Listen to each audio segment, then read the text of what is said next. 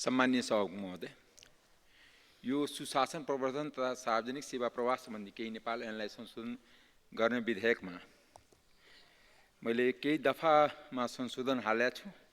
त्यो अनुसार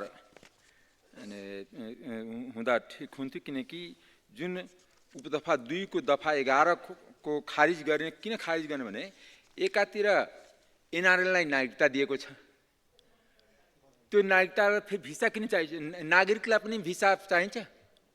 यहाँ जुन प्रावधान 10 वर्ष भिसाको गरिएको छ, त्यो प्रावधान त के को लागि गरिएको छ त्यो मैले बुझ्न सकिनँ।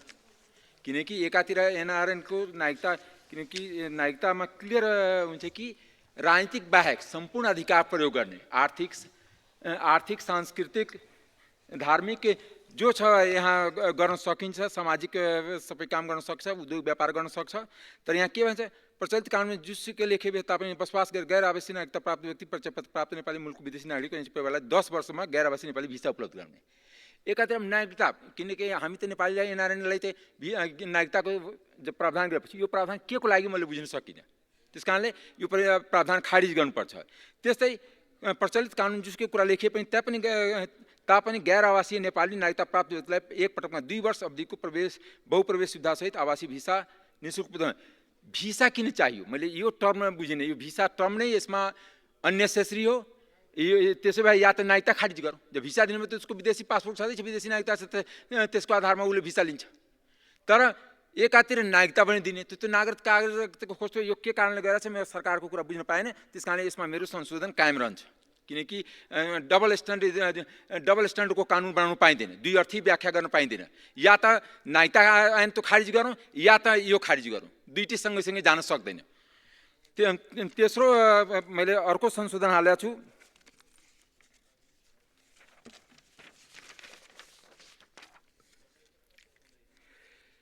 अनि उपदफा 3 को खण्ड क मा देहा बमोजिम हुनुपर्ने मेरो संशोधन छ।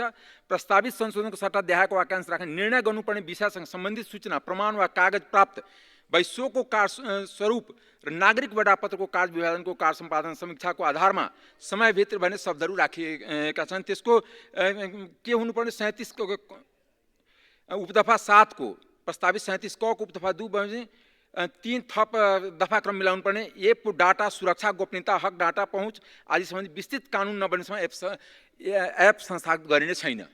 किनकि नागरिक एपको कुरा गरिरहेको छ। नागरिक एपको कुरा एउटा कुरा के भने, हरेक नागरिकको आफ्नो निजी जानकारी गोपनीयताको हक छ, संविधानले गोपनीयताको हक दिएछ।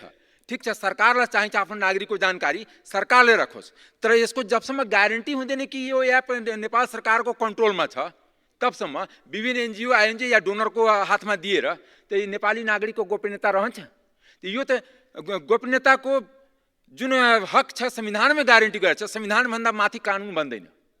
त्यस कारणले जबसम्म डाटा सुरक्षितको एपको, किनकि यहाँ संयोगले यो सञ्चार मन्त्रालयले गर्नुपर्ने कुरा हो, त्यसको ग्यारेन्टी नहुनेसम्म न हाम्रो आफ्नो सेटेलाइट छ, अहिलेसम्म त सेटेलाइट छैन, न आफ्नो डाटा छ। जो आयो यो कंगारू स्टेट जस्तै कि अनि एउटाले पासपोर्टको डाटा राख्ने, एउटाले नागरिक एपको डाटा राख्ने, एउटाले राष्ट्रिय परिचय पत्रको डाटा राख्ने, त हाम्रो नागरिकको के हुने, उठीबास हुने, उसको डाटाले लिएर विदेशीले खेल्ने। किनकि नागरिकको जुन आफ्नो गोपनीयताको अधिकार छ, मेरो बैंक एकाउन्ट के हो, मेरो नाउँ के हो, मेरो श्रीमतीको नाउँ के हो, म कति पढ्या हो, सबै ग्यारेन्टी उसको संविधानले हक गारण्टी गर्छ। त्यस कारणले यो दफा पनि लैलैमा बनाएको छ, जुन दफा मैले यहाँ पढेर पनि सुनाउँछु। अनि दफा 15 को क्रममा के लेखा छ, निर्णय गर्नुपर्ने विषयको प्रकृति हेरी निर्णय गर्न पाउने अधिकारी ठाउँमा समयावधिभित्र भन्ने शब्दहरूको सट्टा निर्णय गर्नुपर्ने विषयसँग सम्बन्धित सूचना प्रमाण वा कागजात प्राप्त भएको 7 कार्यदिनभित्र भन्ने शब्दहरू राखिएका छन्। एउटा यो जुन नागरिक त्यहाँ पनि 7 दिन जुन यो सुशासनको लागि राखिएको छ। कुनै पनि कानुन बनाउँदाखेरि कन्फ्लिक्ट अफ इन्ट्रेस्ट सबभन्दा ठुलो कुरा हुन्छ। मैले दावाको साथ भन्छु, सरकारलाई यहीँबाट च्यालेन्ज गर्न चाहन्छु, तपाईँले कानुन बनाउँदाखेरि व्यापारीको घर घरमा बसेर कानुन बनाउने, जनताको घर घरमा बसेर कानुन बनाउनुको लागि संसद बन्ने हो, न कि व्यापारीको घर घरमा बसेर कानुन बनाउने हो। जहिले पनि खरिदानको हुन्छ, त्यो निर्माण व्यवसायीले जे ड्राफ्ट दिन्छ र सँगै केही करोड पैसा पनि फालिदिन्छ, त्यसपछि खरिदानमा सुधार हुन्छ। मान्य सदस्य, समय सकियो। थोरै थपौँ, एउटा जरुरी लास्ट पोइन्ट छ। नेपाल सरकार को कंप्यूटर मोबाइल फोन टेबलेट या यस्तै किसिमका अन्य विद्युतीय उपकरण मार्फत नागरिकलाई प्रत्यक्ष शीघ्र सेवा प्रवाहमा पहुँदिन नागरिक एपलाई बनाए प्रयोगमा लाइनेछ। नागरिक एप त आइसकेको छ, हामी पनि देखेका छौँ, त्यो कन्सस मान्छे देखेका छ। तर यसको जुन संघ प्रदेश र स्थानीय तहको सार्वजनिक सेवा प्रवाह गर्ने मन्त्रालय संवैधानिक निकाय वा केन्द्रीय प्रदेश वा स्थानीय स्तरको कार्यहरूलाई आफ्नो स्रोत र साधनको उपलब्धता आधारमा कम्प्युटरकृत सूचना प्रविधिलाई नागरिक एपसँग अन्तर्बद्ध गरी प्रयोग लाउनु पर्नेछ। नागरिक एपको प्रयोग सम्बन्धी ऐन व्यवस्था तोकिए बमोजिम हुन्छ।